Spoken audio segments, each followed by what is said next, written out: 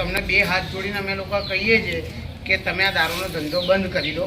મુદ્રા loan, સરકારે મુદ્રા loan બહાર પાડેલી છે, 10-10 લાખ રૂપિયા લોન મળે છે કે 10 લાખ રૂપિયા તમે લોન લઈ અને શરૂઆત કરો કે ભાઈ 1 લાખથી શરૂઆત કરો, 1 લાખ ભરી દો તો 2 લાખ મળે, 2 લાખ ભરી દો તો 5 લાખ મળે અને મળે જ છે લોન, બરાબર છે। તો કોઈ એવો સારો ધંધો કરો તમે તો તેનાથી ગામનો બી વિકાસ થાય, ગામનું નામ થાય, આપણું વડોદરા શહેર છે એ ટોપ પર આવે, આગળ આવે। કેમ કે લોકોના જવાન છે, છોકરા છે, યુવા ધન છે, જે આખા વિશ્વના 220 દેશો છે વિશ્વમાં, એ 220 દેશોની અંદર સૌથી યુવા ધન આપણી પાસે જ છે 65%। પરંતુ આ દેશી દારૂ, જેને દારૂ તો ના જ કહેવાય, ઝેર જ કહેવાય, એ ઝેર પીને લોકો મરી જાય છે અને નાની નાની છોકરીઓ વિધવા થઈ જાય છે। એ વિધવા ના કરવાના કામ કરતા હોય છે।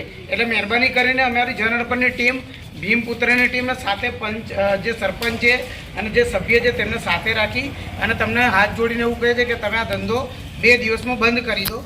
તો સરપંચમાં તો વિશ્વાસમાં લીધા જ છે અને 2 દિવસ પછી તમારે ત્યાં જેવી રીતે અમે સમિયાલામાં કર્યું એવી રીતે તમારે ત્યાં ના આવવું પડે અને તમારે ત્યાં દારૂના ધંધાની પોલીસ તો રેડ કરશે, સાથે સાથે સરપંચને સાથે રાખીને જનતા રેડ કરીશું અને બધા પ્રેસવાળા જોડે હશે।